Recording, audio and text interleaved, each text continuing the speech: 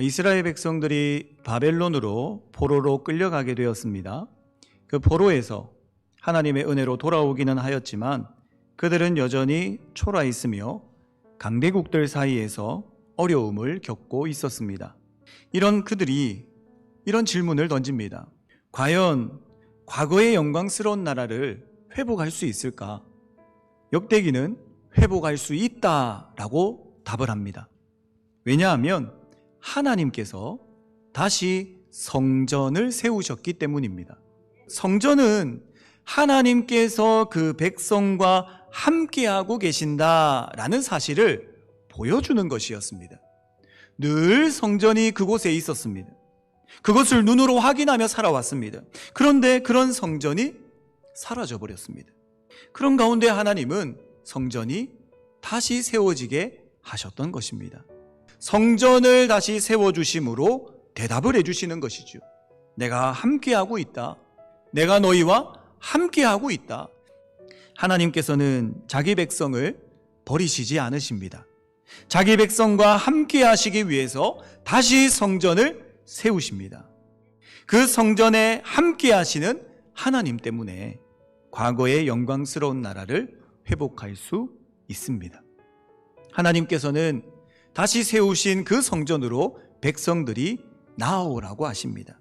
그 성전에 하나님의 약속이 있기 때문입니다. 사랑하는 성도 여러분, 하나님의 백성은 그 성전으로 나아가야 합니다. 하나님께서 어떻게 회복할 수 있느냐? 성전으로 나아올 때 가능하다고 하십니다. 그 성전으로 나아가야 됩니다. 악한 길에서 떠나 하나님께 나오는 자들에게, 스스로 낮추어 기도하는 자들에게, 하나님의 얼굴을 구하는 자들에게 하나님께서 응답하시기 때문에 성전으로 나아오라고 하십니다. 그러나 여기서 구약의 이야기는 끝나지가 않습니다. 우리는 이전의 영광보다 더 크게 하시는 하나님의 영광을 보게 됩니다. 예수님의 죽으심으로 이전의 성전이 헐어지게 하시고 예수님이 부활하심으로 새로운 성전이 세워지게 하셨습니다. 이 다시 세워진 성전인 그리스도로 인해 이전 영광보다 낮은 영광이 더욱더 큰 것입니다. 이전에는요, 하나님을 보려면, 하나님께 나아가려면 눈에 보이는 성전이 필요했습니다.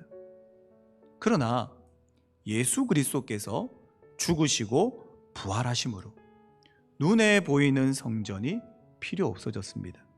과거에 유한하고 한계가 있는 그 성전이 아닌 예수 그리스도를 통해서 하나님께 나아갈 수 있게 되었다는 말입니다. 어디서든지 언제든지 누구든지 예수 그리스도를 통해 하나님의 함께 하심을 경험할 수 있게 되었고, 하나님께 나아가 간구할 수 있게 되었고, 하나님께 죄의 용서함을 받을 수가 있게 되었습니다. 그리스도께서 다시 세우신 성전, 바로 그리스도 자신은 이전 성전보다 훨씬 더 웅장하고 찬란하고 빛나며 세상의 그 어떤 것으로도 비교할 수 없는 성전이십니다.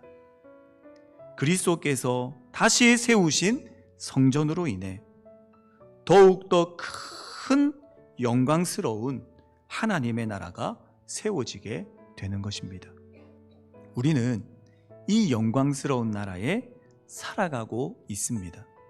세상의 그 어떤 나라도 대적할 수 없는 가장 찬란하고 아름다우며 복된 하나님의 나라에 우리들이 살아가고 있습니다.